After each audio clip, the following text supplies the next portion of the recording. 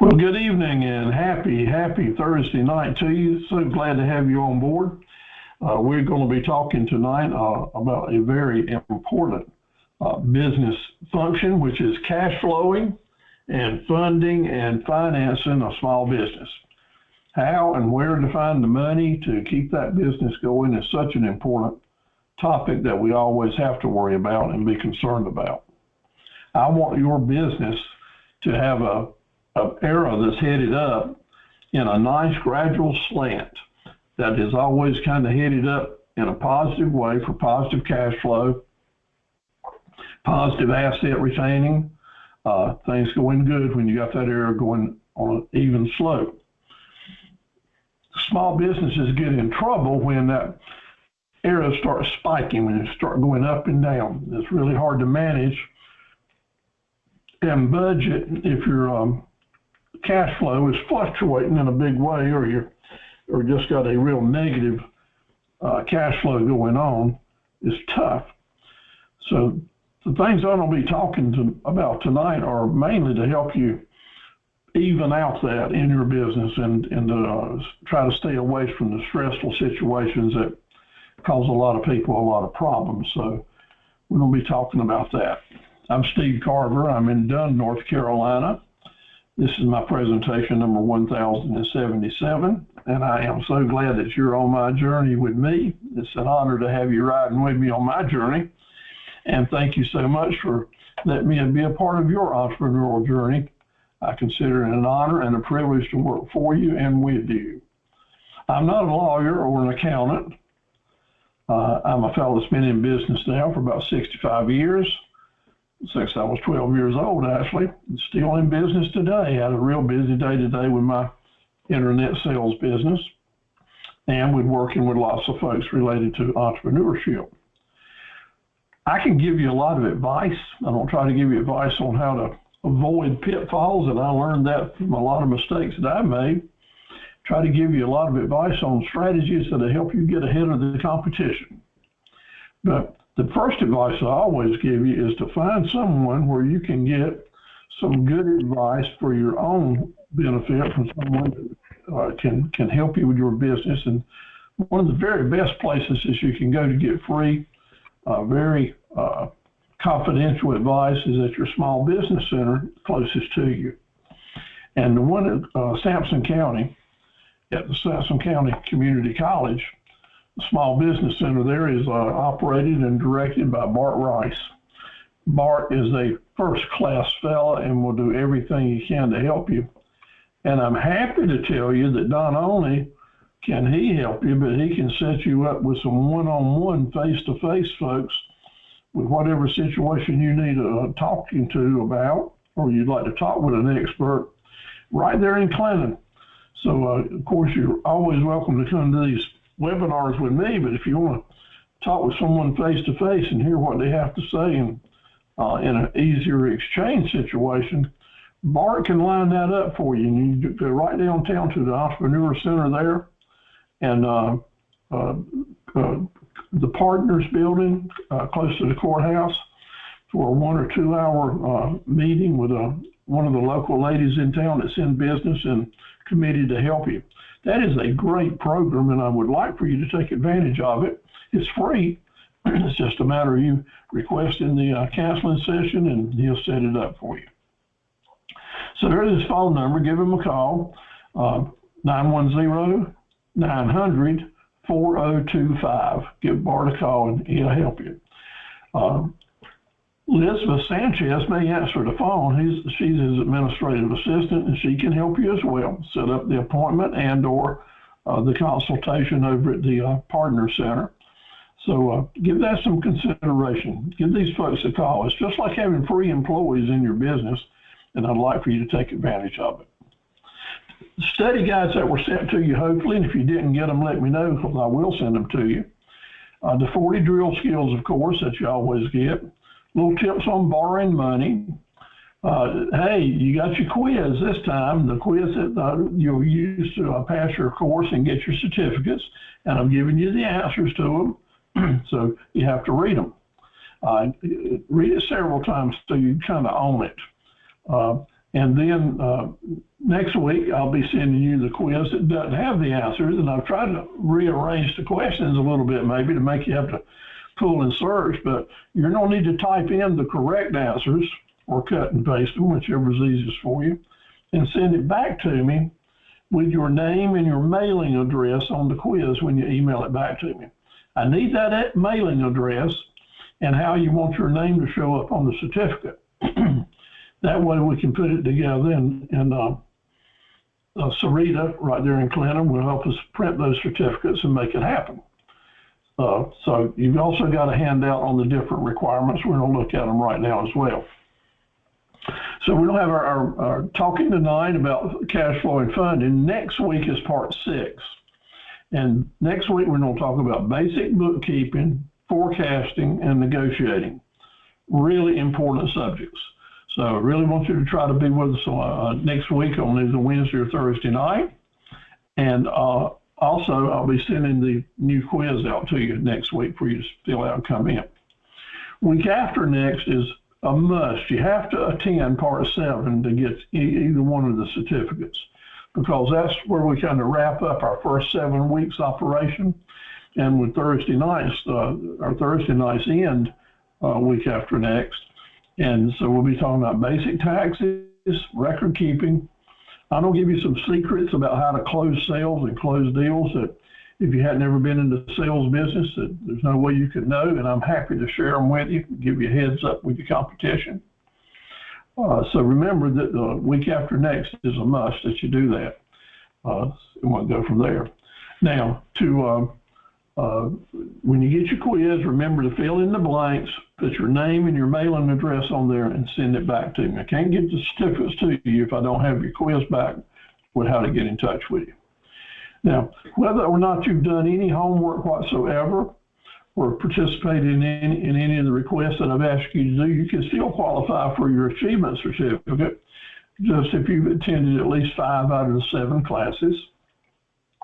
And y'all that are logged in on with us right now tonight, all of you have done that, and I appreciate it very much.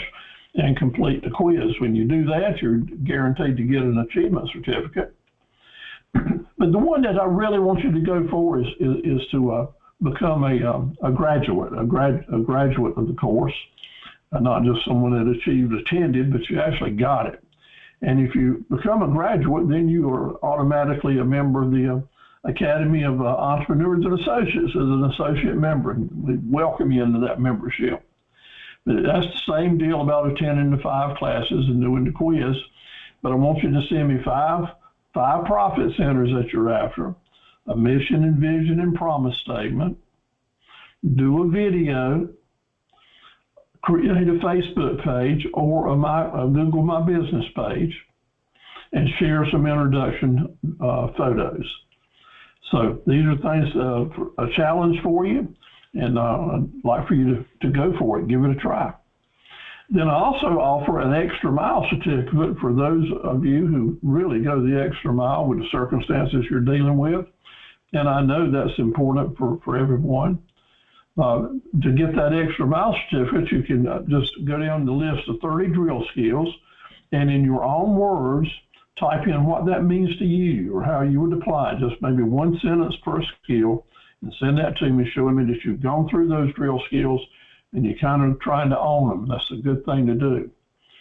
Of course, create a business Facebook page, link it to your personal page, go over to your business Facebook page, Google My Business account, excuse me, and I'd like for you to type a testimonial about what the Academy and the series has meant to you, to encourage other people to become involved and follow the same lead that you're doing. And that's just one of those items will qualify you for the Extra Mile Award. But keep in mind now, this is not a take it or leave it. In other words, this is what I would really like, but I know that one situation is going to be different than another. Maybe you're just not in a position to do some of these things, but maybe you could do something else. And I'll be glad to switch them around. Just send me a note and talk about it, because I really want you to feel good and get these certificates, be able to put them in a frame And then each year, stay with the academy, keep coming back to the courses, stay on top of your game, bring new information not only to me, but as you've seen through the series, we're all trying to help each other and make it along. And you folks that are with me right now, both of y'all have done a really good job, and I appreciate it so much. Let's talk about what's going on. Pamela has been real busy. She got active. I think she's going to get her membership and graduation. She's done her mission and vision statements. Thank you so much, Pam, over in Rose Hill. Sent us some great photographs of her little farm she's putting together with the vegetables she's going to sell, and got the chickens and the biddies and the beautiful garden. She did come forward with a menu of what she's going to be having to sell, and she mentioned that she's probably going to have some jams and jellies, which I love. And as soon as she lets us know that she's got in some pictures of her products, well, Steve will be heading down there to buy some products, and I want y'all to help her too. Valerie's been staying with us right along and really kicked her marketing in gear this spring, and says that she's, last night she said she was getting a lot more business. So I'm so happy for her and seeing her activity work. Sarita's been kind of feeling bad with some bad shoulder, but she's getting better, and I'm sure she told me the other day that she would help us with our certificate printing and distribution. So thank you, Sarita. Hey, LaToya, here you are, my dear. Thank you so much for being with us. And man, you have really got it in gear the last day or last few days. To give you a great big round of applause. Tisha, you give her a round of applause too. I can see you're on board there with us. But LaToya, is wonderful to see you getting active and gaining self-confidence. I just tell by the way you're speaking that you're feeling better about it. Great imaging you shared with us, and putting things to work and sharing on Facebook this week. I saw several points that you're getting more active there, and that's a good thing. And I am really proud of you for sending us a video. I'm not sure how the volume is going to come through here, so turn your volume up, and so maybe you can hear it real well, but here it goes. Let's take a look. Hi everybody, my name is Victoria Matthews, and I'm from a home-based company called Self-Care, Self-Aware, and Healing. I look forward to inviting you to my home and introducing you to wellness, whether it be skincare, body care, anything that you may need. I'm here for you. It's time to take care of you for a change, and I got you. I'll see you soon. Bye. Time to take care of you for a change, and I've got you. That is great buzzwords. That sounds so good. It'll look good in other videos and the way you're doing it. Congratulations, LaToya. You're moving in the right direction. And again, as I said earlier, as soon as you're ready to start bringing in customers and serving them, making a little money or doing the service that you want to do, you need to let me know, and we'll take that video, and depending on what you want included in it, we'll enhance it, and so you can put it out and make it an actual fine commercial that you can use on social media or your website or move forward. Darcy is working really hard in Raleigh. She's working at a florist now, and she wants to have her own florist. And I'm so proud of her. She's thinking about how she can move forward, and she's staying with it, staying in touch, doing different things. She's sending us information. This week she did her mission statement, really good, and she made it really cool. She put some of her, she told me, we talked, and she said she wanted this to represent some personality. So kind of like in this last sentence in her mission statement, what is our service? It's like a warm hug. Those are good words that are showing humanality. You want to use as much of that as you can in the way you're presenting your business and what you're putting forward for people. Janae at White Lake is working hard on her 2 businesses she's getting started. She may join us tonight. I hope to hear from her. Jeffrey Smith, the new owner of the Gilligan's Island, is up in his marketing campaign and doing a good job with his website and other things. I got some great photos on there. Hopefully I'll be right there tomorrow night enjoying the campground. Norman and I enjoy going down there on weekends. Tisha, there you are, my dear. I hope things are going along with you. Looking forward to getting some more photos of work that you're doing, and so we can help you market some things and help you get your money out of other people's pocket. That's what we want to do. So thanks for being with us tonight, and we'll keep pushing for you. You send me some more information, and I'll get it up here for you. Casey, she's a full-time nurse and works in nursing and doing a good job there. She goes down to Wilmington, and also she likes to make homemade remedies to help people with their ailments out of natural products. So it's not chemical medicines, but she uses natural products. So proud of her for doing that. This is what she looks like when she goes out on her pop-up to market her stuff. And then here's her little table just full of the different things that she makes to help people feel better and move forward, not taking so many pills, but using natural remedies, which is a good thing. Annette's been with us all along and does a good job. She's trying to decide just which one of these businesses she wants to go with, and that's just fine. I'm so proud of her. She's working hard at it and says by next week she's going to give us something concrete to look at, and I'm kind of counting on that. Cheryl as well is working hard in Elizabethtown, doing what she can do to move her business forward. Now she's in a position to do some light manufacturing, to make some stuff. Does website design and management, so she can help us with that and for some other special projects. So looking forward to hearing more from Cheryl. Hey, Sabrine, how are you? Thanks for being with us tonight, and thank you so much for helping with those network difficulties last week. It was a mess, and finally, last night I had the first presentation in the last 2 weeks without any glitches.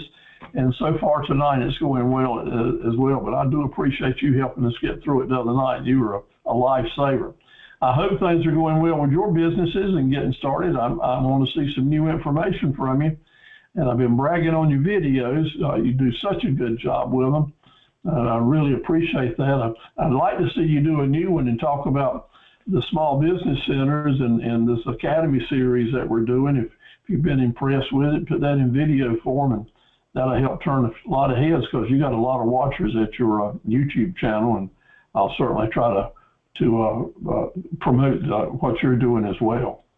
Elizabeth will probably be with us tonight. She works with the Small Business Center at Sampson Community College, and she has her own photography business that she kicks off, and is very, very evident in her Facebook presentations. She's really professional, gives good images. So all of us that might need new, better images to use for promoting our products and ourselves, Elizabeth will be available to help us with that. And she volunteered last week that she would certainly work with anyone, any way that she can to help you get your business started. So again, if you want to have a conference over at the Small Business Center, you have a good chance to meet and chat with Elizabeth as well. So if you want your business to go forward, give us the information. We'll do all we can to help promote it and get you started out on social media and ever how you can, so it can take root and grow. That's what this is all about. The main thing we need from you is a good introductory video showing you humanity, who you are, what you're trying to achieve. And Latoya, thank you so much for sending us that brand new video. I'm so happy to get it, and that's a good first step forward. My job is to motivate you, and a few of you are getting motivated, and that makes me feel really good, and I'll keep pushing. But look, yeah, I'm pushing, but I want you to do this at your own pace so you feel good about it. You're not going where you don't want to go. But if you've got the endurance to stay in the game and you keep making progress, by golly, you'll have your business one day. Let's set it up right. I want to give you a tip, though. There's two things that people go out in the market to buy: things that they want and things that they really need. Two different categories. And us as entrepreneurs having our own small business need to keep in mind we need marketable profit centers for things that people want. Because the things they want, they usually buy on an impulse without thinking too deep about it, because it feels good, it looks good, and I got some money, I want to buy it. That's the things that people want. And you know what? They'll let you make a little bit more money on that. Pretty good profits can be made with those impulse items that people want. Kind of like when you're going through the store and you're picking up something, because you know, I go to the grocery store sometimes to get milk and eggs, and I can't go in and out without coming out with a half a basket full. I went in for the things that I needed and came back with the things I wanted. How about that? And sometimes forgot about the things I really needed. So that's the second category. We want also to be selling things that people really need. because they will come back and get that day after day, week after week, month after month, and that adds up to repeat business, continuous business, which means sustainability for your business. That's right, the things that they really need. But lots of times for the things that people really need, you can't quite make as much profit on them because your competition is going to force you down. But you still want to have those profit centers in your business. Why? You make a little bit of money each time, and a little bit of money is a lot better. Excuse me. Is a lot better than no money at all. Pennies and nickels add up to dollars. So don't shy away from things because there's very little profit in it, provided there's going to be some volume and continued business that brings people into your website or into your store. And then you have those other profit centers of things they want, and you'll get the whole package that way. So as we look at your profit centers, at your menu, we're going to be asking each other, now, do I have some of everything here? Some things people will want and some things people will need. When you do, you got a good balance and a good diversity, and your business will be a whole lot better off. So it's time to move out of the stands. It's time to get out of the seats and stop being a spectator, my friends. We are in week 5 here, and it's time that we get active. I want you guys to say, how am I going to get in the game right away? And been kind of sleeping and slow walking this, and I got to motivate you now. T-shirt, it's time to move forward, honey. It's time to get out here and give me some pictures. Let's get some things to sell, and get some people coming your way, and I'll try to help you get there. Until then, you're not going to be a player. Until then, you're not going to be able to enjoy the rewards that you deserve for all this work that you're doing to get your business up and running. So, yeah, let's get in the game. Let's get in there and make it happen. Tonight, we got to talk about something that's real serious, and that's cash flowing, money, fundraising, such as that. And I'll cover a pretty good range here because I'm trying to give you a general basis of what every small business person kind of needs to know. And if you haven't been here before, you probably don't know about some things we'll talk about tonight.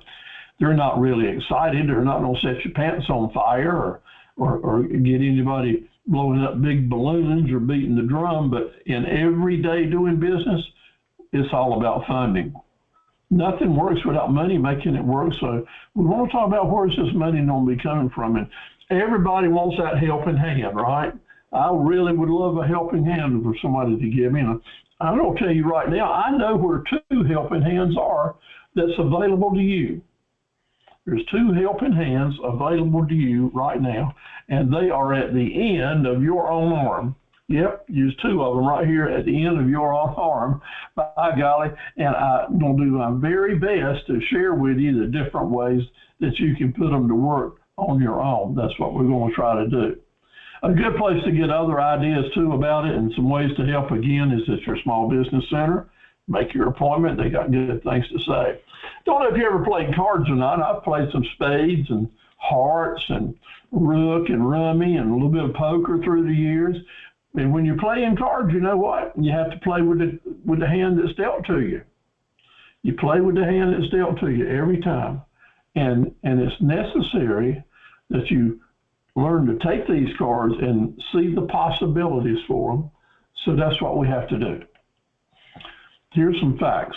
A lot of them say, I hear a lot of times there's grants out there for me, some free money, and I want to get that free money. I really do. I need to tell you that that's almost a 100% lie. There's not hardly any free money in the world anymore, and if it is, there's probably strong competition for it. But I'll say this, if there are grants available in your type of business for a startup entrepreneur, I can tell you that the people that will know all about it will be at the small business centers that we talk about so often. So that's the place to learn about it.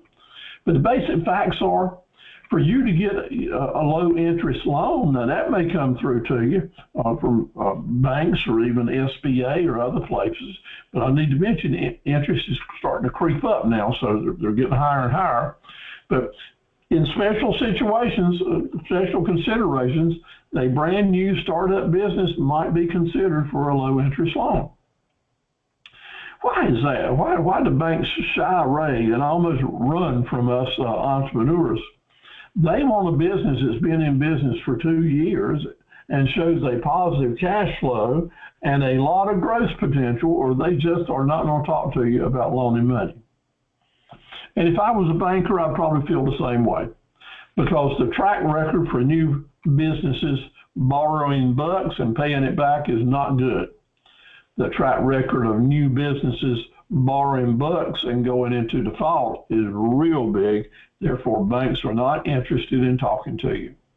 There's some things that will change that, and that is, one, do you have a good credit history? Have you been in and out of credit enough through the years that they can see that you have established your own track record, whether you were in business or not? That's important. They'll want to know, have you made some down payment, or are you asking them to do all the money, kicking in all the money? Well, it just kind of makes common sense that if you're not putting any money in your own business, why would they want to put money in it? If you don't have anything to lose and they have everything to lose, does that sound fair? No. So sometimes entrepreneurs just don't understand that, but that's just the way it is. It's kind of common sense. And if you were a lender, you'd feel the same way. Collateral can make a lot of difference. That is, if you're asking a lender to give you X amount of dollars, and you can put up some tangible asset and say to them, if I don't pay you back, here, this property right here is yours. So if you've got collateral, then you're in a much better position maybe to get a loan. They want a person that has a good wide vision of what the business actually is and where it's going to go. You know, we've been talking with LaToya somewhat about what is the business actually going to do, who's it going to serve, what's it going to cost you to get there. So there's no need to be a plan, a mission and a vision here laid out before a lender would have any interest in grabbing onto an application and starting to study it even. Your preparation about, are you ready to present your idea as to how it starts and how it ends, that is, have a business plan and a budget plan, will go a long, long way. Whether you're incorporated or not, your personality involved in it and your enthusiasm will have a lot to do with how a lender might look at making a loan to you. I want you to know that you may be going to borrow money in the name of a business, but it's going to require your personal guarantee on that loan document. So you'll sign there as the business owner or the president. And on the second, there'll be another line right under where you sign as an individual. So you're offering the business assets as security for the loan, but you're also offering anything that you own, your personal assets as security and collateral as well. You got to keep that in mind. So borrowing money may not become too attractive when you consider what I've just said, and it may be a more practical way to, let's see if we can have some fundraising or get started one step at a time and pay our way as we go a little bit along the way. That's very, very important that we do that. So the small business directors across the state tell me that every week, without any exceptions, every week, folks come into the office doing that appointment like I'm talking about, and they sit down in the chair with the director and say, well, let's get introductions. What can I do for you? What can I do for you? Why are you here? And the director and the people will say to them, well, I need some money. I want to get my business started. And they'll say, okay, how much money do you need? Well, I'm just not quite sure. I need all I can get. And what are you going to use the money for? Well, lots of stuff. Can you show me your business plan and tell me about it? Oh, I hadn't done that yet. I hadn't got into business plan yet. But can you explain to me how your business is going to start, who you're going to serve, and how you're going to make money, and how much do you think that you're going to be able to do, and how much is it going to cost you? What will your startup cost be? Well, I don't know. So not being critical here because folks maybe didn't know they needed this information before they get serious about talking with someone, but you do. The first steps is doing your business plan and you're thinking about it. Just like when you started out with me 4 or 5 weeks ago, things to consider, business plan, marketing plan, how to find customers. All these issues that you're working up and making notes on are becoming part of your business plan and your vision and your mission. So you're along the way, provided you understand where we're going with this. But so many folks don't do that. Therefore, the small business center directors become quite, concerned in that how can they help someone that hasn't done the basic homework and enjoying the knowledge. The 40 business skills, when you go all the way through them from start to finish, and you're kind of able to repeat them from memory, I'll tell you, you will have achieved quite a bit of entrepreneur good DNA for your tool belt. So that's a really important point here. So let's see now what's next. Uh-oh. Oops. I hit the wrong button apparently. Now, here we go. The ABCs, A, B, C, D, always be connecting the dots that we talk about. That's a big deal when you're borrowing money or when you're trying to get money or a lender or a vendor. Connecting the dots, that is making the decisions in your business that make sense, that carry you from one point to the next, all the way around in a circle, with everything being smooth and making sense to help your business keep rolling, keep moving, because businesses have to stay moving to stay alive.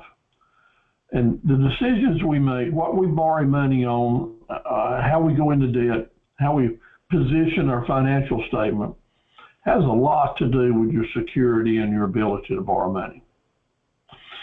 If you need an office suite, if you need some nice furniture like pictured here behind me, and you want it to look nice, you can go out and spend $20,000, $30,000, $40,000 on desks and chairs and pads and carpets and blinds and mahogany and all that.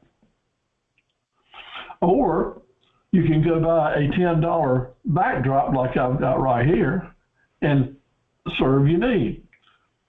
I don't need all that here in my home office. This backdrop just sends the message I want to send, in that you need to look professional and be professional, but you don't need to spend money that you don't have to.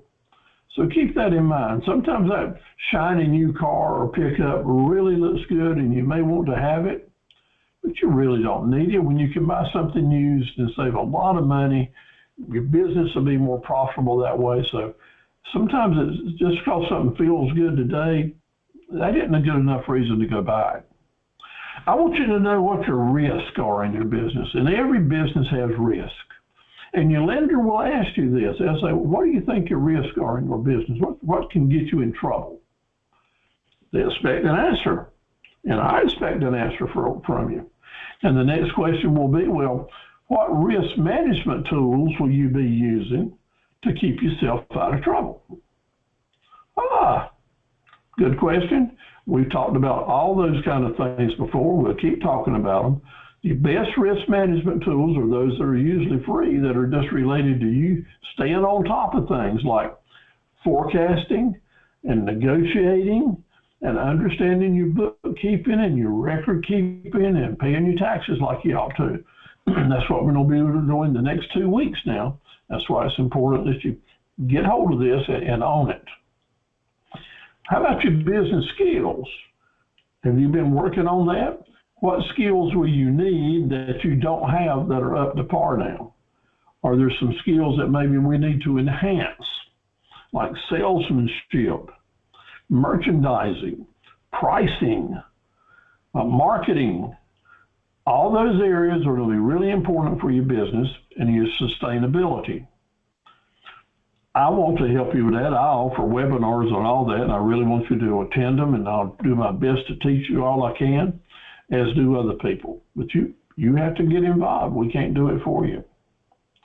That comprehensive marketing plan, remember I called it the Mother Goose Plan or the Golden Goose Plan? The Golden Goose Marketing Plan that we talked about during week 2 and 3 will have a lot to do with your sustainability. And when you explain that to a lender, they will be impressed. Let me know if you feel like it is spot on. It is spot on what you would want to do to stay on top of your game. There's no doubt about that.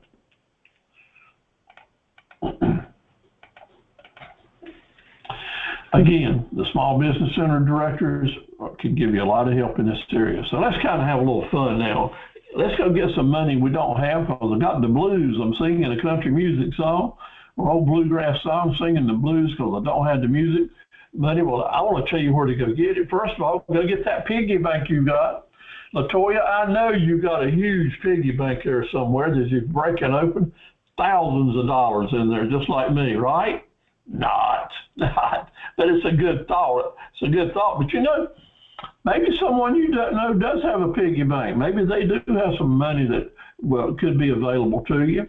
And we'll talk about borrowing money from family and friends and how to do it right, how to do it in a business-type way. And maybe you know someone that keeps their money in the freezer. My Aunt Myrtle used to take my brother and I to the beach every summer through the years. I guess for 15 years or more. Every summer she carries to the beach with her. And she kept her money in the freezer. Her and her husband worked at Cone Mills in Greensboro. They worked in the textile industry forever and ever, it seemed like. Well, they both retired from it. But when she could get a little extra cash available all through the year, she'd wrap it up in a rubber band and put it in the freezer. And then come vacation season or Christmas season, she'd get out her rolls of money and we'd go. And when my brother and I would ask her if we could borrow some money, you know, to go to the pavilion or to get some refreshments or to spend some money for a souvenir, she'd hand us a little bit of money. If you'd smell it, it'd smell just like it came out of the freezer. We used to call that Aunt Myrtle's cold cash. And we'd all laugh about that, but that's the way it worked for years. And you may know, you may have some kin folks that keep a lot of money in the freezer, and sometimes it is amazing how it builds up in some situations. Now, my grandmother used to keep her money out in the yard.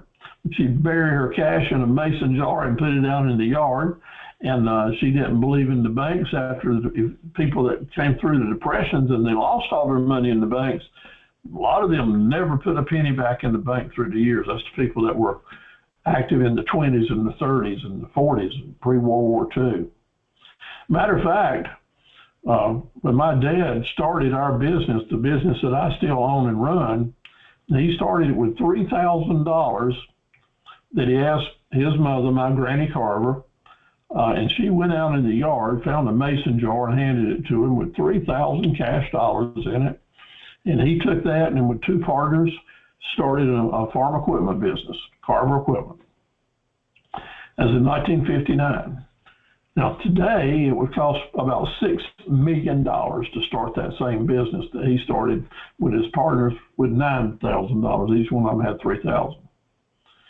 Well, both of them, it was a rough 2 years, and his two partners wanted to sell out, so he ended up buying them out, and that's how we ended up with it ourselves.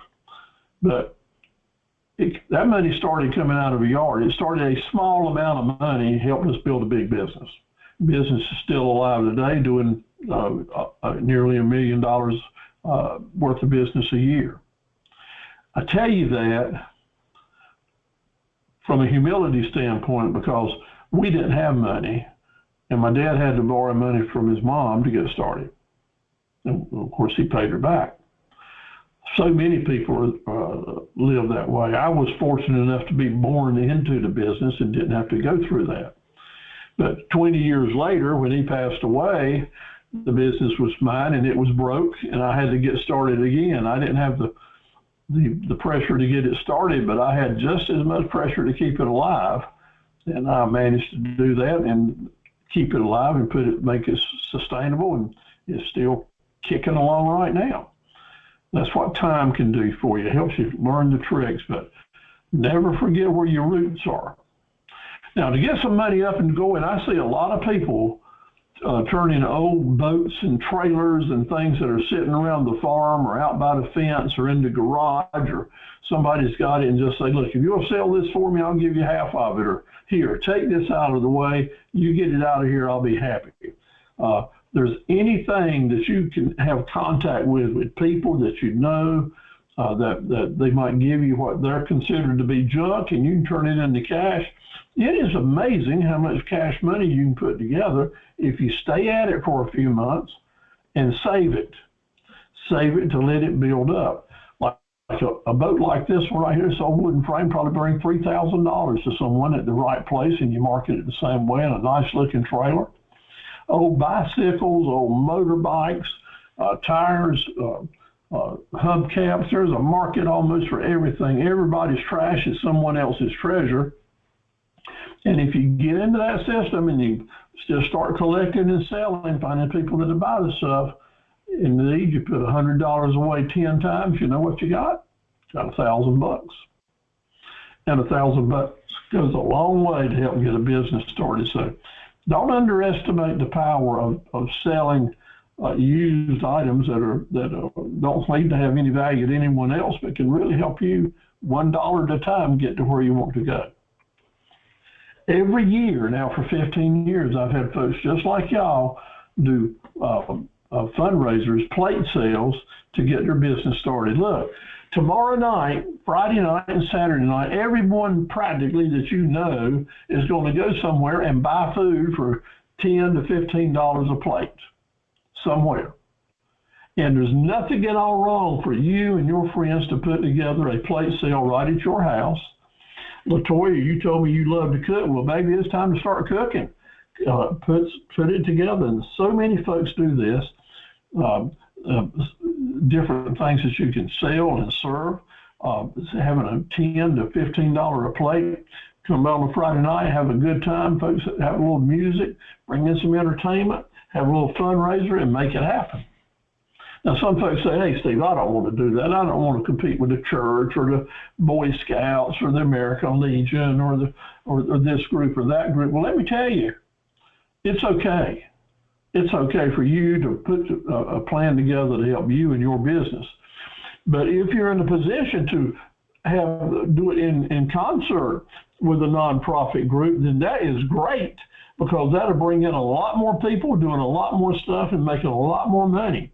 So it's okay to work with other organizations as well, but you can do your own fundraiser, nonprofit or not. You can put it together, sell tickets and such as that. A lot of different things that you can do to put a fundraiser together to help you get your business started. Spaghetti is one of the best profitable meals you can cook. It's easy to cook. Cook up a great big pot of sauce. You can make the spaghetti as the sale goes on, have a luncheon and a supper situation. You don't have to offer a whole lot with it. A little bit of bread, tea, and a salad. That's all you got, and you got a $12 to $15 meal that really adds up. Now, the nice thing about when you get involved in the fundraising, which I'm going to talk about in a minute, and people will help you. They'll give you the paper products, or maybe they'll give you the spaghetti, give you enough of meat to make the sauce or the tomatoes. Folks, if you're trying to do something really well to start a new business for yourself, and you're showing that energy and enthusiasm, you'll just be surprised with the folks that help you. And it just makes your heart kind of explode when you get into it. If you had never been there, I know you don't know the feeling, but it's just amazing how folks have done. Now, this represents an actual photo that I took over in Woodland, Windsor, North Carolina, maybe 10, 15 years, maybe 10, 12 years ago. Two ladies were starting their own business over there. They had a fundraiser in conjunction with their church.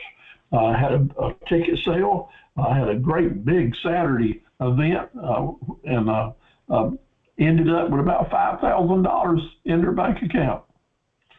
Yeah, that was their share. A lot of folks just gave them the chickens. Some people gave them the other stuff, other contributions. They had auctions for desserts and silent auctions on other things, 50-50 drawings, all kinds of things you can do when you get people together that are willing to help you. Keep that in the back of your mind. Now, you can tell I've been doing this for a lot of years, 20, 30 years, especially with my activities in American Legion through the years. But we learned to put a fundraiser together, and I put the plan together, maybe heard someone else do it, but anyway, it's been my plan for more than 30 years. I call it the dozen doers. A dozen doers. That is, I'll find 12 people willing to take a chairmanship. 12 people willing to do a little bit. And we'll get an organization started, have a meeting to decide who's going to do what. Everybody agree to it. And then we take off and get our things done. Somebody sells the tickets. Somebody looks after this. Somebody is your financial chairman. Someone else look after publicity, and someone else to make sure we got the food that we need, the chairs and the tables for folks to come if you want to have folks to be able to sit down while you're there, or you can just do a takeaway. But if you can have some entertainment and some chairs and tables and a tent set up, then you can have an auction and people will come and stay, and they'll probably not only will buy the plates, but they'll spend another $50 to $100 there to help the cause. Everybody just kind of gets in the spirit, and that's so important to do. You have someone to set up the tables and chairs and clean up, run the auctions. Maybe you don't sell some tickets that people want to be delivered, like to nursing homes or shut-ins or things like that. You can have some people doing deliveries for you. And then after it's over, somebody's got to clean up, of course, and get everything back. You want folks that are there strictly just to be greeters, have extra tickets to sell and those kind of things. It's a fun thing to do. It's a good thing to do. And if you decide to go with this and want me to help you get it organized with you folks, I'll be happy to do that. Right in Sampson County, less than, 6 years ago, maybe 7, I had a good friend that had 3 kinds of cancer and was having a tough time after a lot of years. And like that will do, it has just drained him down to eating all of his resources up. And I begged him to let me sponsor a fundraiser for him. I knew how many friends he had in the area and how people would help. And he didn't want to do it, but finally agreed to it. And me and his family organized this Dozen Doers thing 2 months ahead of time. You need a good 60 days to plan a big fundraiser. And 60 days later, we had the event on a Saturday night out close to Smithfield in a venue there, and took in enough money to end up with $25,700 we were able to give to him and his family. $25,700. That's a lot of money in anybody's book. So if we can do that right in Sampson County, I know that you can raise $5,000 to $6,000 easily if you put your mind to it and you get some people to help you do it. Okay? I hope that works for you. We know that the lenders are going to be tough on us. And the fact is that if the lenders are tough on us, sometimes we have to depend on our friends and our family to give us the money that we need that we got to have to get started. So family and friends, I'm saying okay. But I don't want anyone to be a fool in this. I don't want anyone to end up feeling like they were foolish or taken advantage of. So I'm saying that right up front. So if you want to go this route, I'm going to encourage you to make sure you handle this loan like they were dealing with the bank. In other words, you want it documented. You want no doubt about how much interest you're going to pay, when it's going to be due, and you're going to do it. You're going to be as loyal to them as you possibly can be, because it's important that you do it right. You establish credit with your family and friends. That credit can go on your record and help you establish a really good credit record. And also you'll have people that will tell other folks, hey, it's okay to loan these folks money. He handles it like a business, and other folks will be able to help you as well. But the key is that you document everything just right. I'm going to talk to you in just a second about a promissory note. Promissory note. 2 words there, promise and note. You're making a promise to borrow some money and to pay it back at a certain time. The note, a piece of paper, that is a document. So that's what we're talking about. And usually when you borrow money from your family or friends, I suggest that you don't borrow money for more than 1 or 2 years. Keep it short. Pay it back. Keep it short. Borrow it again if you need it, but keep it short so you can stay on top of it and nobody have any long-term squabbles there. But make sure that you got a short-term contract and you're offering adequate collateral. That is, if you can't pay it back, you often say, well, here's my car, or here's my house, or here's my computer. In other words, you're putting collateral up to stand for that loan. So they know that they're going to get their money or collateral back either way, and it's going to be up to you to prove yourself as a business person and someone that's credit worthy. Very, very important that you do that. Now, promissory note that you're setting up with family or friends, or with an angel investor, you can do it right by hand. You can write it out on paper, just explain who it is, what the interest rates are, what's going to happen here and there. If you want to, you can just spell it right out, write it on paper, and you've got a document when both sides sign the deal. Now, it's a document, but it's not very legal. It's legal, but not very. It's a lot better if you just use a printout promissory note that every lawyer's office has it. Every bank has promissory notes. Every loan company has promissory notes. Anytime that you go buy a used car or a new car and you sign a contract or working with the bank, buying a house, doing a mortgage, borrowing some any type of loan, it's going to be a document like this. It may have a different title to it, but it's going to cover all the same processes. Now, it's important that you kind of get involved in here and listen to me. This document has two sides to it. One side is when you're on the side that's borrowing the money, and you'll be the one that is being enabled because you're willing to sign this promissory note. In a number of years, you're going to be older and wiser and hopefully in better financial condition and have some money that you may want to loan or to invest with someone else, another entrepreneur. And I hope that's the case. And when that time comes, you'll be the one pulling out the promissory note, filling it in for your benefit and for whoever you're loaning the money to. Now, maybe, and I know that some of the folks that are with us tonight already have some pretty good deep pockets right now, still being entrepreneurs, but if they wanted to get into the loaning money, into the money loaning business, you could do it right now. There are lots of folks in our area that indeed, if they wanted to loan you some money right out of their own pockets, could do it. And if they knew that it was going to be well documented like this and there was collateral involved and they were going to get a better return on investment than they're getting at the bank, yeah, I'll be glad to help you out. Just want to make sure I'm secure. Follow me? So whether you're borrowing or loaning, the promissory note is very important for you to understand, to have and understand.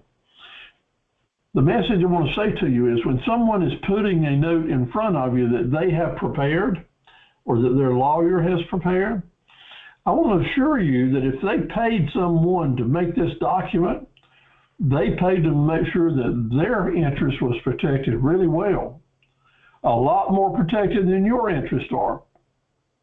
If you hire a lawyer or someone to fill out the promissory note and you ask someone else to sign it, you're darn sure going to make sure that your bases are covered, right? Well, that's the way it is.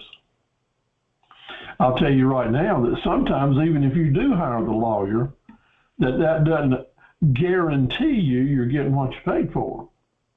I had a very important contract one time that was doing that. I was loaning money to someone else, and my lawyer prepared all the documents. And I had no reason to think that they weren't ironclad. But years later, when something went south, I found out that he had left out several important steps to protect my interest. And I wasn't able to recover the funds that I should have been able to recover. So, word to the wise, make sure that even if your lawyer does it, you get someone else that's familiar with the ands and ifs of this type of situation to look it over, because they're not perfect either. They're not perfect either. But here's the deal.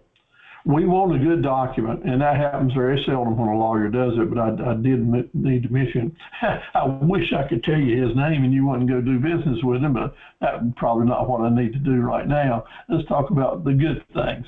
When you get your promissory note ready and signed, then I want to tell you something. It can be a certain category of being legal. It can be a little bit legal or real legal, and there's some steps that you need to know that makes it legal.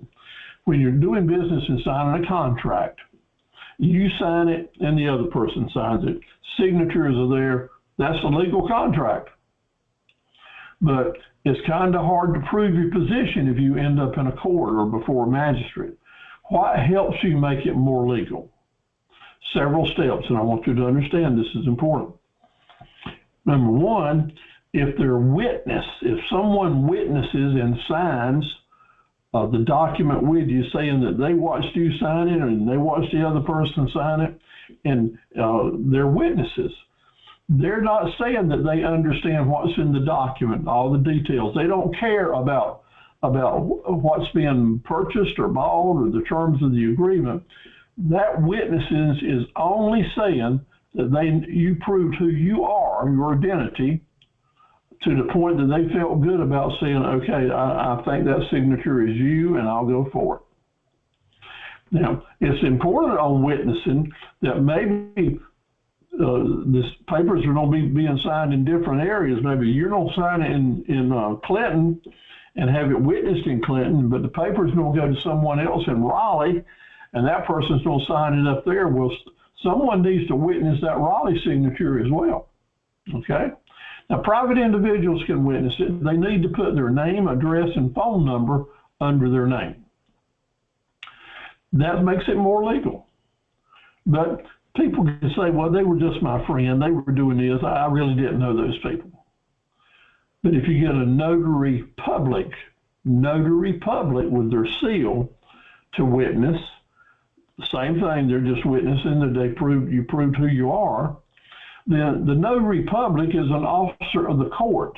They got to get that notary public license by passing the test and being familiar with the clerk of the court. So they are a legal entity, and when they sign it, and when you say this or that about who you are, if you're lying, then you're breaking the law right in front of a court officer, and that really kind of makes things more binding. But you know what? That's a good legal document, but there's something more that's even more important after that. If things go south and someone's trying to take your property away from you or make you pay payments you don't think you owe, or you get ready to lose something, that document is the instrument that a judge or a magistrate will decide which way it goes and who gets what. So the way to make it the most legal you can is, after it's notarized, is to take that document to the local courthouse where you did business. Like if you're doing business in Sampson County, you would carry it to Clinton. If you're doing business in Dublin County, you would carry it to Kenansville. If you're doing business in Bladen County, you'd carry it to Elizabethtown to the clerk of court, register of deeds office, and have them enter it into the record. Now, entering it into the record means that this piece of land or that car or this mobile home or this thing right here or there, in someone's name, there's a record of all the documents that's entered in the courthouse by the name of the person that is the debtor and the lender. And if it's real estate, by the deed location of a piece of real estate. If it's a car, it's by the title. All being recorded. Titles on cars and trailers and motorcycles, that signing that and sending it to the state is the same thing as having it recorded, because the state has a record of it. Now here's the kicker, the really important thing. First of all, if it is recorded, now it's been through two court officers, the magistrate, the notary public, and now over at the register of deeds, So two public officials are certifying that this is a legal document, so it probably is. When it gets before the judge, someone's going to have a hard time lying about this or that and saying it's not real. But what's next is kind of really scary. The date that one document is filed makes it valid if it was filed before another document claiming the same lien on a piece of property. Yeah, let's say that Sarita is going to buy a piece of something, and she buys it and pays for it, borrows money on it, and she owns it, and it's such as that. And something goes south, and you're ready to go, Sarita, to claim your property for one reason or another. Someone's trying to take it away from you. And by golly, the magistrate said, well, Sarita, when did you file this claim? When was your document filed at the court? Well, he asked, but he's looking at it. He sees it right there. And Sarita said, well, I filed it on January 1st. That's the date that I claimed that I had a lien on it. And he says, okay. And he said, now, Miss Latoya, now you're here claiming that you've got a lien on the same property. Is that correct? For the same amount? Both of you have a $10,000 lien on this piece of property. Latoya says, that's right, Judge. Says, they owe me $10,000 on that property. It's mine. And he says, well, it ain't worth but $10,000, and that's all I've got to divvy up here. So, Latoya, when did you file your claim on this? And Latoya said, I filed it 2 days before Sarita did, on December 30th. Oh, boy. Well, show me that. So the judge looked at it, and there it was. That was the filing date at the courthouse. Well, guess what? He's got $10,000 to pass out, and he gives every penny of it to Latoya. All 10 grand. Sarita don't get a penny. And she had a legal document too. But Latoya's was more legal because it was filed the day before or 2 days before. That's a big deal. So if the judge had $10,002, you know what he would have done? Some people say, well, he ought to give Latoya $5,000 and give Sarita $5,000 because they had equal claims on it. But it don't work that way. The judge would have given Latoya $10,000 and gave Sarita $2, what was left. So these things get kind of tricky and can really surprise you the way it goes times.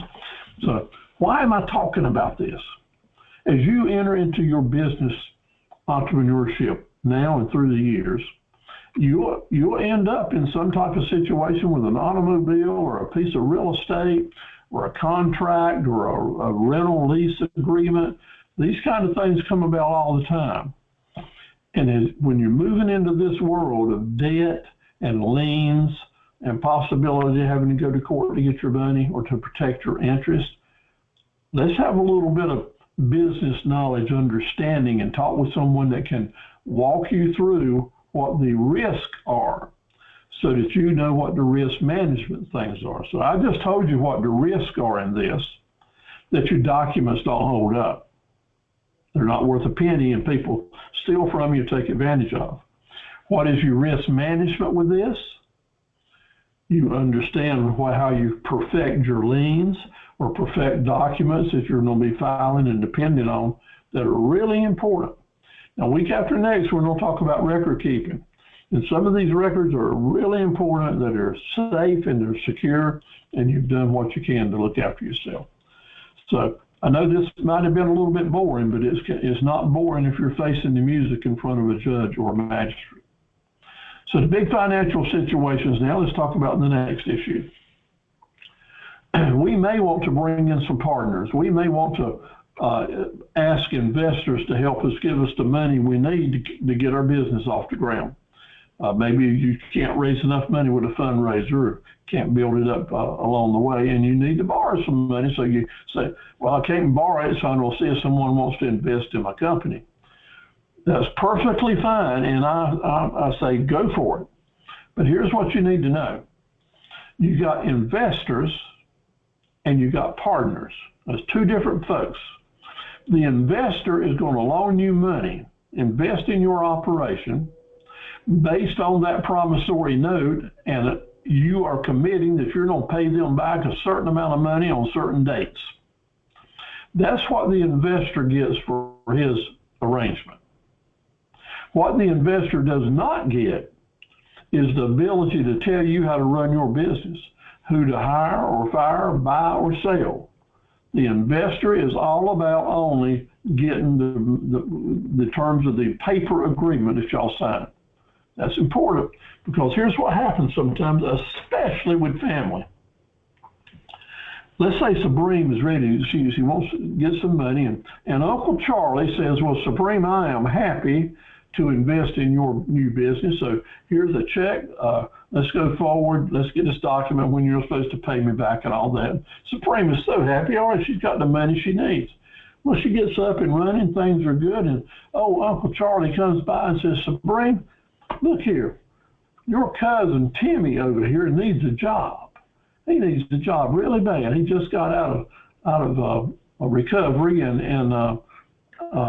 he's in a bad way. He's had a hard time, and I want you to give him a job and pay him a good wage so he can get on his feet.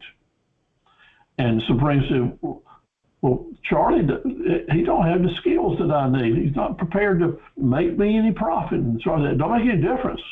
Don't make a bit of difference. I'm your uncle, and I put money in this business, and I want you to hire him. If you don't hire him, give me my money back. This is real. These kind of things happen. So Supreme's in a mess. What do you do to get out of a situation like this? Well, when you take money from an investor, you make it clear. Don't come around here telling me what to do. I don't pay you like I promised to do, and you don't make a good interest return. That is what you get for helping me. That's the investor. Now, what I don't want to happen is that people like that take advantage of you, and they will try to do it. Next, a partner. A partner invests money in a business just like you invest money in your own business. And when a partner comes on board for some of the stock, a share of the business, then they take the risk that you do. They may win or they may lose. They may make money or they may lose money. Depending on your agreement, they don't commit to work. You can have an inactive partner, a silent partner. Sometimes that's not the case. If they are working, then they're going to want a salary. They want some money right now. But as far as the investment money, it's as much risk as yours are. And that's a whole different situation. What does the partner get besides the money that they invested? They get to have a part in the management. And that management part that they have is based on what percentage of stock that they own. So let's say that the company was worth $100,000 and two partners put up $50,000 each. That would be a 50-50 arrangement. Each partner has 50%. That's a messy situation. And I really don't want you to go there. But sometimes it happens, and we'll get back to that in a few minutes, okay? So where would you borrow money for conventional loans? The local community bank, large commercial banks, credit unions, government agencies like SBA, private organizations like private loan companies, or individual investors. Let's talk about them a little bit. Probably the local, not probably, but actually the local community banks, where the board of directors of the local community banks live in the community, you're more apt to get a loan there than you would be from a large commercial bank that has nobody with roots in the community. That's just a fact. Your credit unions, you need to know this. They're usually the easiest to get along with, but the fact is they're not supposed to do, it's against the law for them to make a business loan. You're not supposed to do it. As a matter of fact, and listen to me, if you're going to the credit union to get money to start your business, what you don't want to do is say, I'm getting money to start my business, because that will keep them from being able to loan it to you. It's perfectly fine for you to say, I want to get a home equity loan. I want to borrow money on this or on my CD, and they'll base it on your collateral or your worth and such as that. And there's nothing wrong with you borrowing money on your home equity loan in order to do some things you want to do, and you can just leave it at that. You don't have to specify how that money is going to be spent, and you don't want to. Okay, just a word to the wise. You do not mention it's a business loan when you're talking with a credit union.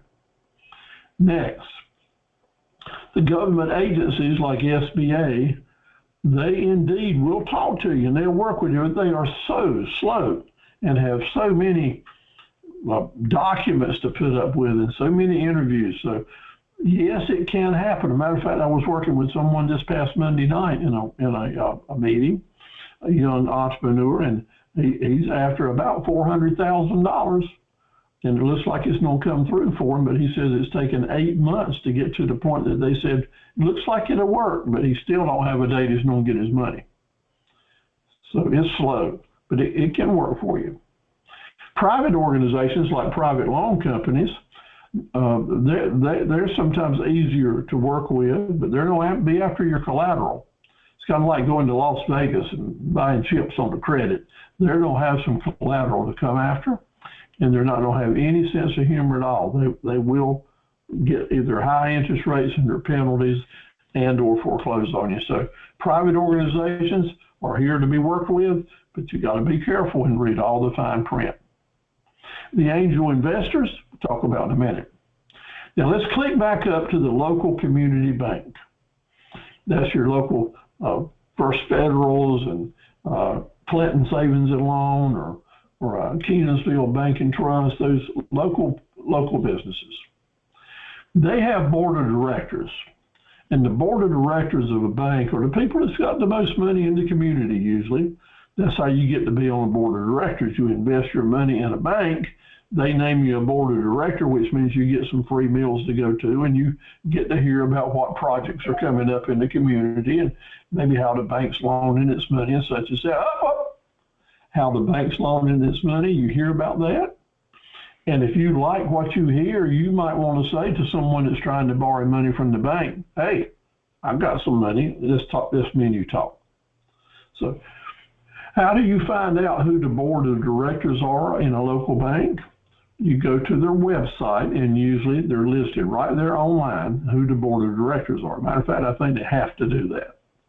And then you look at these individuals, and they're right there in town. And maybe you know them, or your mom or dad knows them, or your preacher knows them, or your teacher, or the small business center director knows them. But at any rate, I'm going to make a statement right now that's not going to surprise you, but you probably haven't thought about it.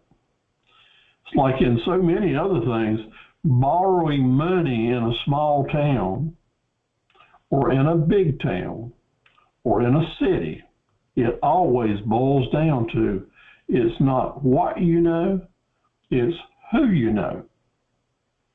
So a ground rule for entrepreneurs who have a chance to know how it works, you find some way to grease the tracks before you ever turn in an application for a loan. That means we're going to have some kind of personal contact. If it's even me calling up the loan officer and saying what a great guy you are and I think this is a good business plan, something needs to happen on your behalf before you get there for a loan application. Why? The person that's going to receive your loan application as a new entrepreneur, they may be a great guy or a great lady.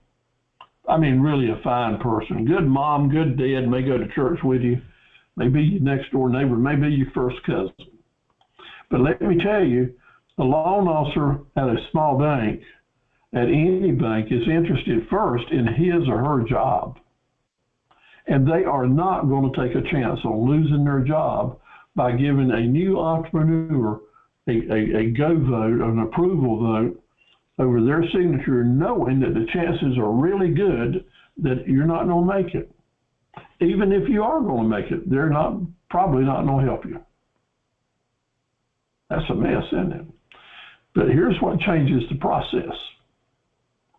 If a bank officer or someone that has influence says to that loan officer, now look, in a few days, Sarita's going to come by here, and she's working on a business plan that I think has got a lot of promise.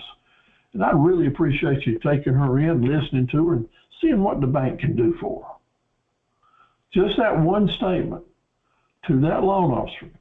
Now, here comes Sarita about a week later, comes in and introduces herself, and he stands up and says, "Oh, Sarita, I'm so glad to see you. I heard you might be coming by. So glad to see you. Let's see what you got." And he's going to talk nice to you, and he's going to say all the things that he says to everybody else. But when you leave, something different is going to happen. That application will probably go on the top of the file instead of on the bottom of the file. The things on the bottom of the file don't ever really make it to the committee. You know what the committee is? That's the group of directors and bank officers that sit around once a week and talk about all the loan applications that come in a private room. And some get the nod, and most of them do not. But at least it can, if your track's been greased, it will have a good chance of at least getting to the committee. And when it gets there, the loan officer is supposed to present it. And if that director is sitting in that same room and that loan officer says, "I've looked this over, you know, there is some merit here. We can study it further." And that's usually what they do. They'll send it back and study it further. So they get 10 applications in. They'll put 2 over here for further study. The other 8 stay in the bottom of the pile. And these 2 kind of move forward from to check out the details. If you don't move forward, it's not going to go anywhere. If it don't move forward, you're going to keep calling them and saying, "Anything happening on my loan? Anything happening on my loan?" And the fellow's going to tell you, "It's still in committee. We just haven't heard anything yet." And eventually you'll quit calling and you'll give up. That's the way it works. So if we grease the tracks to begin with, we find someone we know with a name that we can talk to about what you're getting ready to do, it can make a world of difference for you. That's true with any type of loan, really, and kind of true with any type of new relationship that you're getting ready to start. The angel investors are the people in your community that's got deep pockets that can loan you money. And they're usually, you can find them on the board of directors, or you can ask around folks that are in business who maybe some angel investors are, and then you go meet them because, again, it's who you know. Now, here's the word to the wise. You need to go with a good plan. You need to be ready to present the deal to them. You don't need to come in there unprepared, do the things that we've been talking about the last few weeks, and be ready to make a sale, a presentation. You might even send them your video or show them your video. You show them what you got on the website. That'll make a world of difference. Now, the angel investor is going to have a promissory note, and they may want some stock in your company. You ever watch Shark Tank on TV?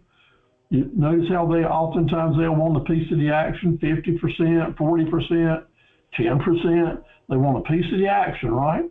In other words, if they're going to put their money in it, they want something to do with management. They want to have eyes and ears inside to know how things are going. That's angel investors. There are plenty of angel investors in every southern community. I said plenty. There are. If there are banks in your town, local loan banks, they're angel investors, because what they're doing now to get on this board of directors is they're investing their money in the bank. But that doesn't keep them from investing in other enterprises as well. Keep that in mind. It might be a door opener for you. The details will always be in that promissory note down in the details. Partners versus investors. Remember, investors get their money back based on the document. Partners get their money back based on the document, plus they're taking the same risk you are with the profit and loss statement. The big number is 51%. You need to hang on to 51% ownership of your business, because anything less than that means you can get fired one day and taken advantage of. Run off from your own company. 51% gives you control, the boss, final decision. And we can get kind of messed up here, so I've got to tell you this. that as some people are getting ready to start their businesses and get rolling, they'll say, you know, I think I'm going to find some key people, give them a little piece of the pie here, and get them to come and join my organization. So let's say that LaToya is getting ready to start a car dealership. And she's got plenty of money. She's already invested in it, but she don't have any customers yet. So she's looking for the best salesman that she can possibly find, and she knows that Supreme is an excellent salesman. So she goes down to Supreme and says, Supreme, if you'll come and be my salesman, my sales manager, I'll give you 20% of the stock in this business. And you come and work for us, you'll still get a nice salary. You come and work for us, 20% of the stock to help me get started. And then she says, I need a really good service manager. So Sarita is a great service manager. So Sabrina goes down to Sarita and says, Sarita, I'll give you 20% of the stock if you'll come join my company and bring your mechanics and your customers with you. We'll do right well. And that went really well. Well, then she says to Tisha, I need someone to run my office, to be my administrator here, to look after my advertising and my marketing. I know you're great at that. If you'll come and run my administrative part of my business, I'll give you 20%. Okay, things are going great. Business is great. They're making millions. I mean, the business is just doing really great. Everybody's happy. And then one day, Sabrina and Sarita and Tisha have a little breakfast meeting together. And they sit around, talk a few minutes, and decide that, hey, we're doing most of the work around here, and LaToya's making most of the money, but we got more stock than she's got. When you take 20% plus 20% plus 20%, what do you got? 60%. And that left LaToya with 40%. So they go on into the office, they call LaToya into one of them and say, hey, it's been a pleasure working with you. Appreciate you helping us get started, but we don't need you anymore. You can just go on. Just go on. You don't get any more salary. We're just firing you today. And at the end of the year, when we do the books, we'll settle up according to whatever we have to do, but you're out of here. Their 20 plus 20 plus 20 outvoted LaToya's 40. Keep your eye on the ball, guys, because that can happen. So if you're getting your business started and you're thinking about bringing in investors, always remember this story. So if she had worked with 5% or 10%, she'd have been just fine. But you have to be careful and add up the numbers. Sometimes you'll get in a jam. Your business will need some cash flow and you need an influx. And you say, golly, I need to get some cash here. Bring in an investor. They give you a chunk of money and they get a certain amount of stock. And you've got to be careful how that works out, because maybe you did the same thing a year or two ago, and make sure that the percentages don't get ahead of you. Okay, 51%, big numbers. I got some good news for you. Maybe the money that you need to get started is about buying equipment or vehicles. Yeah, maybe you're needing to buy a large group of furniture, fixtures, things like that. Maybe it's an electronic package, a computer package, like a large group of computers. Big bucks. And if you go buy those and use your cash, your reserves, it's going to wipe you out. So you got to go borrow money. So do you go to the bank and tell them about all this? The good news is here that I want to tell you, you shop, because maybe what you're wanting to buy, the person you're buying it from, the dealer or the distributor, they probably have their own finance plans that they can offer you in-house financing. Like if it's a vehicle like Ford Motor Credit or a tractor like Kubota Credit or GMAC, lots of companies selling big ticket items will have their own finance plans. And that can really help you, because here's the deal. The items that you're buying become the collateral. And the way you secure your loans is you have that collateral holding it as secure, and then you make down payment to make sure that the lender knows that you're in it to keep it, and things move along really well. It's okay to do that, provided what you're buying, what you're going into debt for, is going to pay its own way. don't pay for itself. So that's where you have to judge, do I really need to buy this that costs X amount of dollars that may pay for itself? Or maybe I need to buy a used one or a less costly one that costs this amount of money that there's no doubt it'll pay for itself because you don't have monthly payments to add on. When you're doing this type of financing, though, always remember two things. You never want to be upside down on something that you're borrowing money on. What does that mean, upside down? That means that you owe more money on it than it's worth. And lots of times if you do 100% financing, like with a car, and the very minute you drive it off the dealer lot and it becomes a used car, you're upside down because you owe 72 months plus interest and the value of the car, and it ain't worth that. So always remember that making a down payment is a good thing to do. It's a good thing to do because, number one, it automatically puts forth your good chance to have equity in something, but number two, it lowers the payments down. You don't want to borrow on anything that will wear out in a given period of time, especially you don't want to have your payments to last longer than what you think the service value of the piece of equipment is. Like, if you think that this automobile is going to run 15 years and not cost you any money, you're probably wrong, and you don't need to finance it for 15 years. If the car manufacturer or the dealer is offering you a 36-month warranty on it, I suggest that you finance it for 36 months. That way you're not going to be afraid of having to make payments one day plus make repair bills. That's why you do that. Never be upside down. But the good news I don't tell you that you hadn't thought about before, I know, is this. Sometimes going into debt the right way is a good way to save money. Does that make sense? Going into debt the right way, some way, in a way, is a good way to save money. So here's how that works. Let's say you're up and running and you bought several pieces of equipment or this or that, and you borrowed money on it and it was paying its own way, and everything's just clicking along just fine. But here comes one of those risks that we didn't see coming and we weren't prepared for it, and all of a sudden, wham, you got to come up with some cash that you don't have. Or you got to come up with some cash that will drain your savings, all of it. Or you got to come up with some cash that forces you to go borrow money that you really don't want to borrow.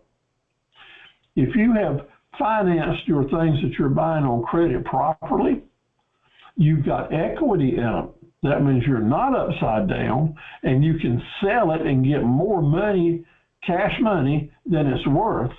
So you can sell it, pay off that loan, have some cash to help you get out of this risk situation.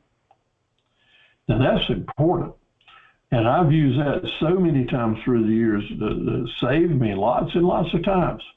I had lots of equipment that I was paying on all the time in my rental fleet and floor plan, and always being careful to make sure that I had equity in everything so that on any one given day, if I wanted to get out of debt, I could sell everything and end up with a pretty good wad of money and start again. That's entrepreneurship at its best, and you always need to be thinking about that, okay? Pre-sales is another way to create some cash flow or some cash money to go for it. Depending on what you're selling or making or doing, sometimes if you're good at what you're doing and you already have an established group of customers or a reputation that will back you up, then you can pre-sell products to people. In other words, they pay you now and you deliver later. You get to use their money while they're waiting. They're going to get a better deal, a good discount, because they're paying you now. 3 facts. Now, that can work really well for you because it can bring you in an influx of cash to help you save money on, get a better discount when you're buying something, maybe get free freight, maybe pay off some interest to keep you from having to pay interest up for a while to help your general profitability. But here's the kicker. It's all about trust. It's all about being true to your word, because you can't do pre-sales unless you are solid, committed to live up to your bargain. And you can't do any pre-sales, and you can't pull out of the back of your pocket and make it right if things go south. So it's a good way to get some easy money, but it's not any type of racket scheme here. I'm not telling you to be a schemer. It's a good way to get advance money, provided you can make a commitment and deliver later on. This goes on all the time in business, especially with people that are buying lots of volume. That's why warehouses exist. Warehouses are full of things that people have bought and hadn't been delivered yet sometimes. So keep in mind that pre-sales may work for you. In your type of business, if you think that's a possibility, but you just don't see how it might work, I'll be glad to talk to you about it. The director will too. Okay, after you're open and running, we have to worry about keeping that cash flow, keeping more money coming in than's going out. And if we kind of go in the wrong way and you see you're in trouble, what can you do? You can add profit centers, add marketable profit centers to grow the business, and figure out a way to fight a crisis before it turns big. It's a lot better to plug a little hole than a flood. So keep your eyes open for potential crises that are coming at you. Several ways we can go forward here.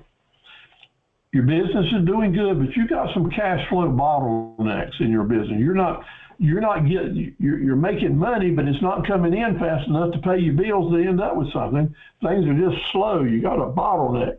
Look for those places and turn it around. One of the biggest bottlenecks that people will use selling products is you got too much inventory. And the cost of your inventory and the storage of it is eating up the potential profit that you're getting from the small amount of turns.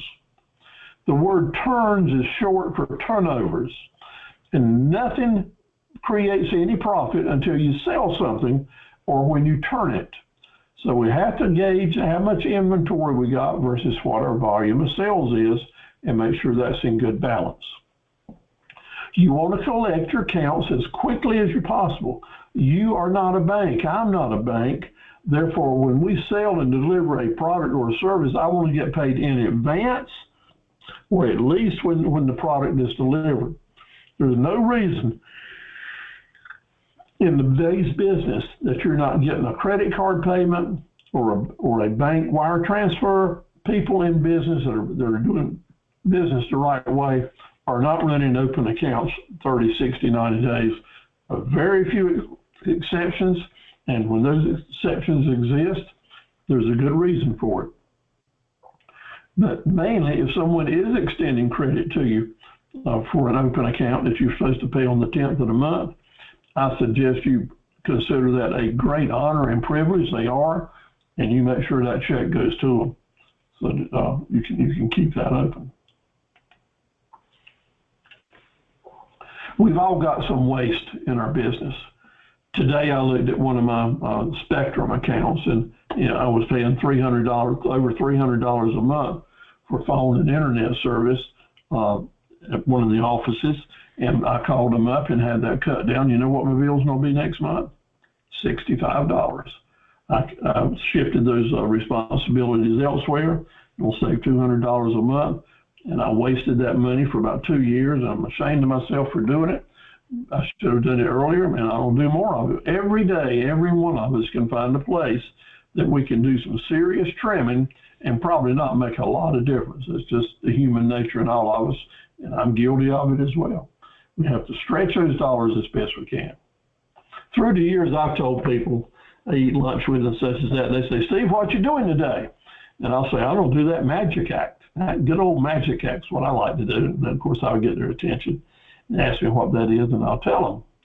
The magic act in my business is to go find something just sitting there that's been sitting there a long time and sell it and turn it into cash. In other words, the magic act is to turn iron into cash in my business. Do it every day. You can do it too. You find things that aren't making you money that you could sell and turn into cash, and take that cash and let it start creating cash flow for you. That's the magic act. and very, very worthy.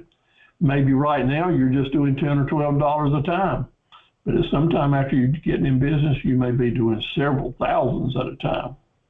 Add profit centers, bring in new revenue sources, make sure that what you're bringing into your business will help you make upsells. So that's where forecasting comes in, back in. I want to add this, but only if it's going to help me make upsells.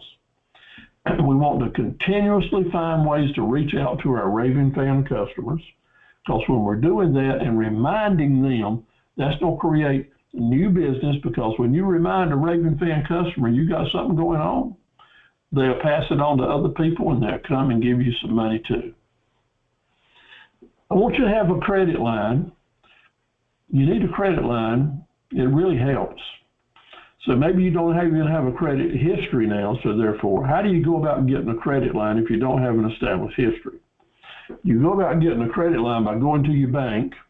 Once you get your business account running, get a bank account and get a debit card related to your checking account. Now, the debit card is not a credit line, because you can't spend any more money there than you've got in your bank. You follow me?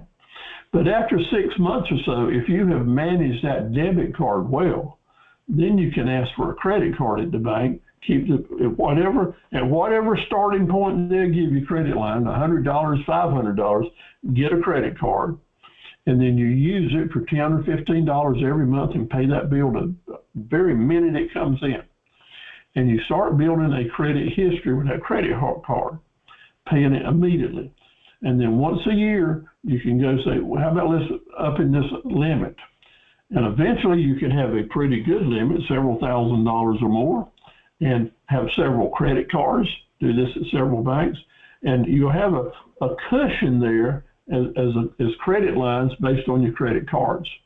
Now listen, this takes a lot of discipline, or it can get you in trouble. You can't just go wild with his credit card and say, hot dog, I got a credit card now, and keep it maxed out and then get behind on your payments. That's what everybody else does, but us as entrepreneurs, we can't do it. You don't keep those balances down to almost zero, $10 or $12 a month that you're paying. Why are you doing that? Every time you make a payment in advance, early, your credit score goes up a little bit. It's not how much money it is, it's the rate that you pay and how you pay it back that has to do with what you're doing with your credit score. It's an important deal. Improve your credit score and start improving your credit and a credit line by going and getting your debit card first, get some experience with it, then ask the bank to give you a credit card as well, second card, okay? Back to the banks. Right now, start thinking about this. When you have a chance to meet the bank president or a bank's vice president, they're in the room or they're in church with you, or a loan officer, someone that works at the bank, they're going to be important to you one day. So you have to get in the game, go over and introduce yourself, let them know that you're getting a business started, and when things are looking good, you sure like to do some business with their bank. Let them know who you are. Remember your name. Someday that'll pay a dividend, and it'll help you. Borrowing tips. You got some money now, for whatever reason, you've done some good sales, you've borrowed some money, things are looking good, and you got some extra money in your bank account. Congratulations, that's a good thing. What I don't want you to do is to take any extra money you've got and apply it and pay on long-term debts that you've done. You've borrowed some money based on 36, 48 months. Those things are paying for themselves. Your cash flow is running good. Your cash flow is running good, therefore you have created some extra cash. So, man, I want to get out of debt. I think I'm going to take this little bit of extra money, go pay that debt down, so I don't have to pay so much interest. That's human nature, but I don't want you to do that. Put that extra money you've got aside in the account. It's good to have some savings, some reserves. It's okay to have that monthly payment keep coming on in as long as your cash flow is good. Do not take short-term cash flow money to pay off your long-term debts. You know why? You'll go broke. You'll go broke. Because I will guarantee you there's something coming around the line that we didn't plan on, that you're going to need that money for something. It may be something real good. It may be a buying opportunity, a good discount, or something you can buy and sell real quickly. Keep that reserve. Do not pay off long-term debts to begin with. Now, when you're borrowing money, either from the family and friends or the bank or a private investor, there's such a thing as go ahead and borrow the money now, but paying the interest in advance. Borrowing the money for a year, set the interest rate, and pay the money in advance. Now, how would that work? Let's say you want to borrow $1,000 at 10% interest. The lender says, okay, I'll work with you on that. So the interest at 10% would be $100 interest for that year, right? On $1,000. So you go get your money and you get $900. You don't get $1,000. You get $900. The interest is already paid on it. How about that? So when it's time to pay back at the end of the year, how much do you have to pay back? $1,000. You still borrowed $1,000. So even though you ended up with $900, you still owe $1,000. But the good part about this is the lenders love it because they can get their interest in advance. They know that you're already committed to it. It's a good win-win deal. And when you pay back that $1,000 at the end of the year, you know what words are going to come out of that lender's mouth? You want to renew this? You want to do it again? You've handed them $1,000, they hand you back $900, and you do it again. And it's a good way on both sides to have a win-win situation. Plus, you're creating an excellent credit reference. All right? So let's keep our cash flow going up. Let's keep our debts going down. Let's keep our assets going up. Now, COVID is still with us. I heard today that some people came down with COVID this past week. A lot of children are getting it. You got to remember it's still around, and some other issues might come along as well. We seem to have dodged a hurricane issue this fall, but we don't ever know when it might creep back up with us. So always remember that we may need to make some moves to help us withstand COVID type situations. So let's look at the different markets, marketable profit centers we might add to help us have things people need and things people want, depending on what our mix is. Let's look around at maybe, I've got some hobbies. I've got some hobbies that I have or people I know have that I can work with them to let them or me take my hobbies and make more money with them. Some people are into pets, washing pets and grooming and boarding and those kind of things. Maybe you can have those opportunities where you live. If it's something you want to do, good profit money can come in. Some folks over in Seven Springs, a gentleman over there does art with his chainsaw and just does some amazing different carvings and makes characters with them. Private labels, maybe in your business you can add some private label foods to offer as additional profit centers and things like that. I've used these through the years, and lots of other people do too. There's a store in Dunn, right here in this little town where we're at, that they've got a wall about 50 feet long that is full of private label merchandises like this, things that the co-packer couldn't, and they put their labels on it and sell a lot of them. Now, when you go through the grocery store, Food Line or Carly C's, you'll see a whole counter display of private label stuff like this. Maybe you could add your labels on here. LaToya, this might work really great for you, and I'll be glad to talk to you about that. You can put your names on these labels, market them at your website, have some fun with them. You love to cook. You can have some labels related to things that you like to do, and put your label and name brand signature on them. Start out your own private line. That's how things get started. You know, Kate's Pickle started out with Mr. Cake's making pickles in Mount Olive over there at the corner of Pickle and Vine Streets. They started their private label pickles, and look where it's gone. So it's amazing what big things that startup entrepreneurs can do with private labels. If you're into exercises, maybe you can sell it. Helping people put together diets with them. These are all people that I know that are members of the associates here. They're doing a good job. But whatever you're doing, my friend, let me tell you, you got to keep these constant promotions going out. How do you catch fish? Keep fresh bait in the water. Keep fresh bait in the water. How do you catch customers? Keep fresh promotions going out every day. How do you catch customers? Keep fresh promotions going out every day. Keep fresh bait in the water. What is the bait? The promotions. So we have to keep doing that through your Facebook presentations, through the emails that you're sending out. That's how we can create that cash flow. You just can't slack off on it. We need to keep doing it and making it work. Our target customer groups are going to save us from wasting money. Yeah, I really am encouraging you to send those messages out, but let's send them out to the right people. We can't be everything to all. We can't be all things to all people, but we have to be everything to some people. Say that with me. We can't be all things to all people, but we have to be everything to some people. And those people will become your raving fan customers. So let's figure out how we're going to use the media and the method and guerrilla marketing to get to our targeted customer groups.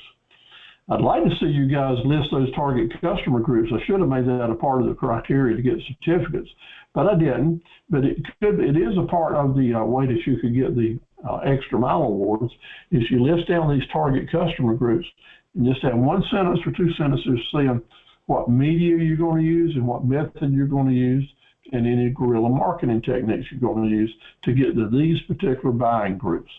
All of us have certain groups and we need to get out there after them. Let's find the right groups so we can make some good money with them.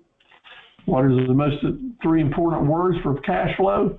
By the way, because by the way creates upsells, and upsell is how we stack our profits. Maybe we need to go mobile. Maybe what you're going to do at your house and through your computer and your website will sustain your business. But maybe to make it really kick off, we need to go mobile and have a van or a trailer or do pop-ups. Think about how that might affect you. Several of you have shown us in the presentations today, folks that are attending classes right now, how they're using pop-ups to promote their business. Last night we had a new gentleman join us from over at Williamston, and I'm hoping he will give me permission to use his material. He's into pop-ups and doing a real good entrepreneurial job. I'm so proud of him. Let's bring it on in now. Stop being a spectator. Get serious. Get out of the stands. Put a smile on your face. Let people know that you're in it to win it and you want to make it happen.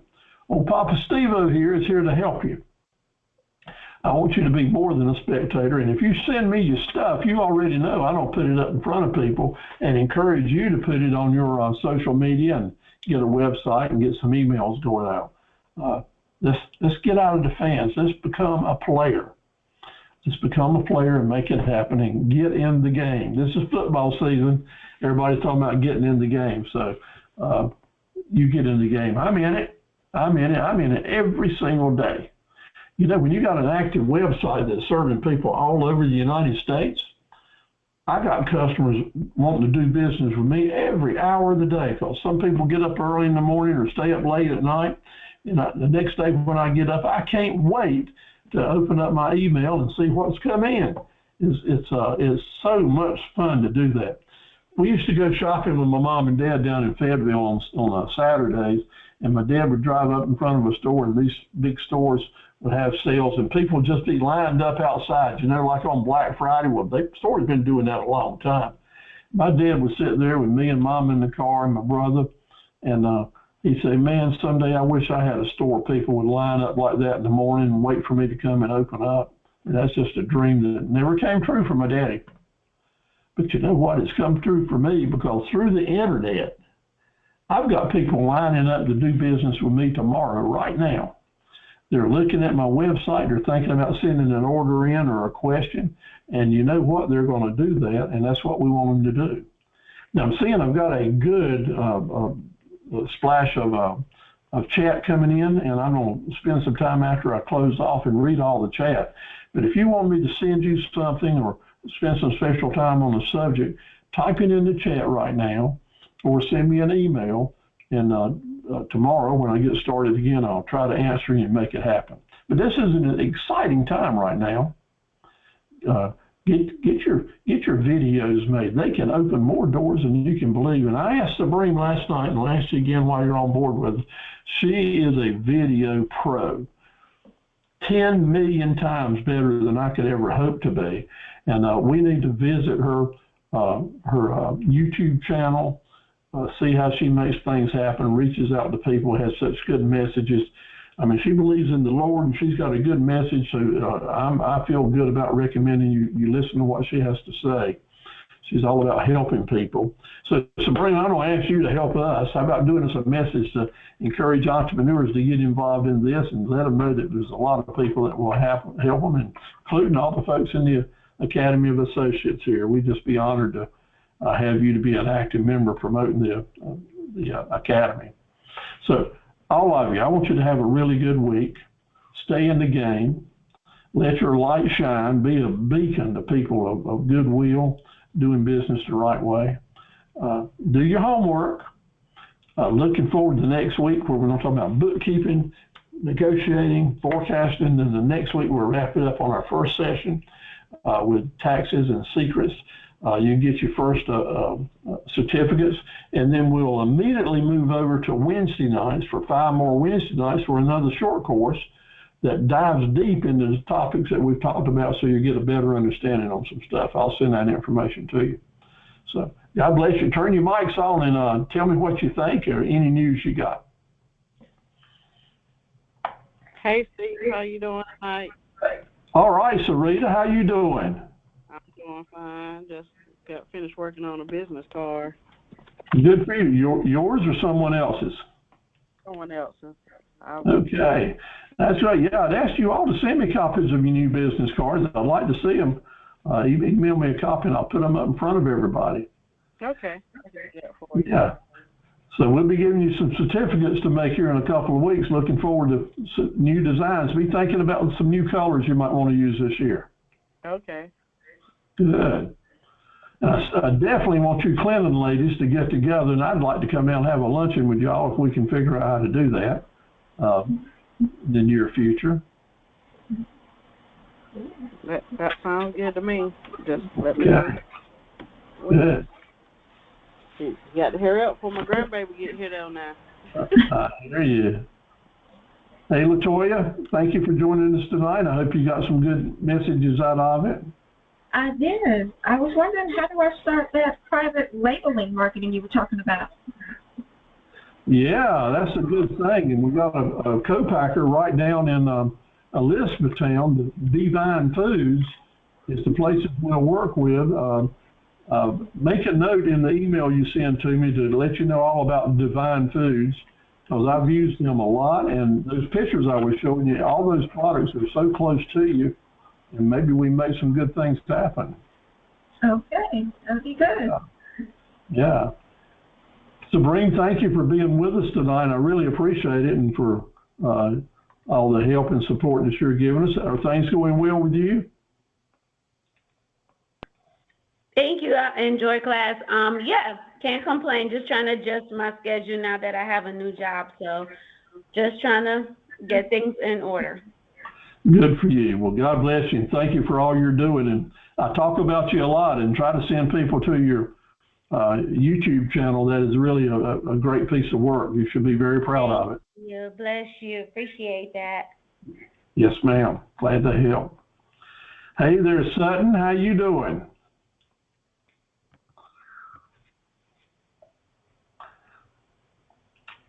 Who we got there at 1380? All right, maybe your mic's not on. And Tisha, things going well for you? Yeah, can you hear me? All right. You gonna send me some pictures? Hello? Yes, Tisha, you gonna send me some pictures of your products? Hello? Okay, you must not be hearing me. I hear you. Oh, this is All right. Tisha. There you go. All right, everybody. Thank you so much for joining us. Have a great weekend. The weather's going to start turning a little cooler. Next week, I'll be online Tuesday, Wednesday, and Thursday nights. Every night, we're going to be talking. It'll be the same program each night, so you can join each time. We're going to be talking about bookkeeping, forecasting, and negotiating really good stuff, and you're welcome to join us every night with the same class. But make sure you tune in at least one night. 13. Take care. God bless you and your family. Say your prayers tonight. Say a little prayer for me and for all the other entrepreneurs out here trying to make it work. Take care. Bye-bye.